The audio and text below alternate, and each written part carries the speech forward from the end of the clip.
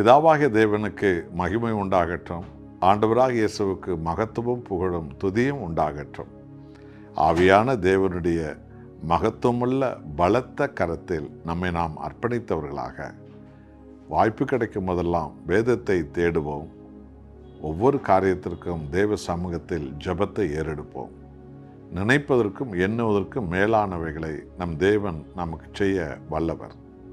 ரோமர் 12ஆம் அதிகாரம் 1 வசனத்தை வாசித்து பாருங்கள்.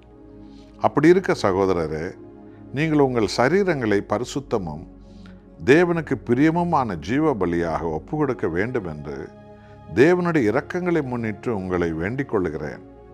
இதுவே நீங்கள் செய்யத்தக்க புத்தியுள்ள ஆராதனை. ஆராதனை தேவன் பிரியம் கொள்ளுகிறார். பரிசுத்தர் பரிசுத்தர் பரிசுத்தர் என்று துதிகள் மத்தியில் பரலோகத்தில் தேவன் வாசம் பண்ணுகிறார். ஆவியோடு உண்மையோடு அவரை ஆராதிக்கிற சபைகளில் தேவனுடைய மகிமையின் பிரசன்னம், சிங்காசனம் இருக்கிறது. ஆகவே ஆராதனை முழு உள்ளத்தோடு அவரை ஆராதிப்பது. ஆராதனை என்பது வெறுமனுமே பாட்டு பாடி கைகளை உயர்த்தி அல்லது அங்குமிங்கும் அசைந்து ஓடி ஆடி கைகளை தட்டி நடனமாடி பாடி முடிப்பது மாத்திரம் ஆராதனை அல்ல. முழுமையான ஆராதனை, உண்மையான ஆராதனை, பரிசுத்த ஆராதனை என்பது என்ன என்பதை பரிசுத்த ஆவியின் ஏவுதலால் பவுல் கிறிஸ்தவ சபைகளுக்கும் கிறிஸ்தவ உலகத்திற்கும் அவரை கொண்டு தேவன் எழுதினார். பாடுகள் முக்கியம், கரங்களை தட்டுவது முக்கியம், கைகளை உயர்த்தி அசைப்பது முக்கியம், பாடல் பாடி இசைக்கருவிகள் மீட்பது முக்கியம். இவை எல்லாவற்றுக்கும் மேலாக உங்கள் உடலை உயிருள்ள பலியாக, பரிசுத்த பலியாக, ஜீவ பலியாக, தேவனுக்கு முற்றுமுடியுமாக நாம் ஒவ்வொருவரும் நம்மை அர்ப்பணிப்பது தான் ஆராதனையின் மகிமையாகும்.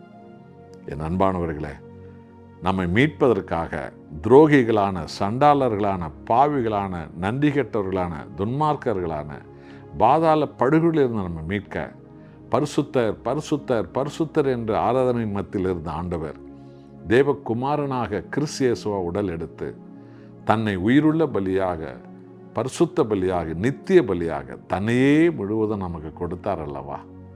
ஆகவே அந்த தேவனுக்கு ஆராதனை என்பது வெறும் பாட்டு பாடி முடித்து விடுவதல்ல, கைகளை தட்டி முடிப்பதல்ல, கைகளை அசைத்து முடிப்பதல்ல, அல்லேலூயா என்று 100 முறை உச்சரிப்பது மாத்திரமல்ல, நமது உடலை உயிருள்ள பலியாக, பரிசுத்த பலியாக, ஜீவ பலியாக தேவனுக்கு ஒப்பு கொடுப்பது தான் ஆராதனையின் மகிமை.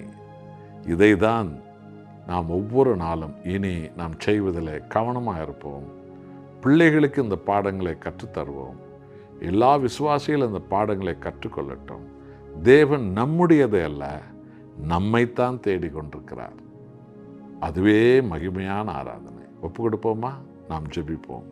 அன்பின் நேசரே, எங்கள் மீட்புக்காக பரிசுத்தர் பரிசுத்தர் பரிசுத்தர் என்று துதிகள் மத்தியில் வாசம் பண்ணும் மகா பரிசுத்த கடவுளே, உம்முடைய ஒரே பேரான குமாரன் இயேசு கிறிஸ்துவை பாவிகளின் மீட்புக்காக சிலுவையிலே நித்திய பலியாய், பரிசுத்த பலியாய் கொடுத்தீரே, உமக்கு கோடி ஸ்தோத்திரம். இப்பொழுதும் கர்த்தாவே, ஆராதனை என்ற பெயரில் நாங்கள் பாட்டு பாடி விட்டு விடுகிறோம். கைகளை தட்டி கைகளை அசைத்து அல்லது அல்லேலூயா என்ற சத்தம் போட்டு நிறுத்தி கொள்கிறோம். அதுவல்ல, எங்கள் உடலை உயிருள்ள பலியாக, பரிசுத்த பலியாக, உண்மை பலியாக, உத்தம பலியாக எங்களை அர்ப்பணிப்பதே மகிமையான ஆராதனை. இந்த சத்தியத்தின்படியே சபைகளெல்லாம் தங்களை அர்ப்பணிக்கிற ஆராதனை செய்யக்கூடிய பலனை எல்லாருக்கும் நீ தாரும். உம்மை மகிமைப்படுத்துகிறோம் ஆண்டவரே, இயேசு கிறிஸ்துவின் நாமத்தில் பிதாவே, ஆமென்.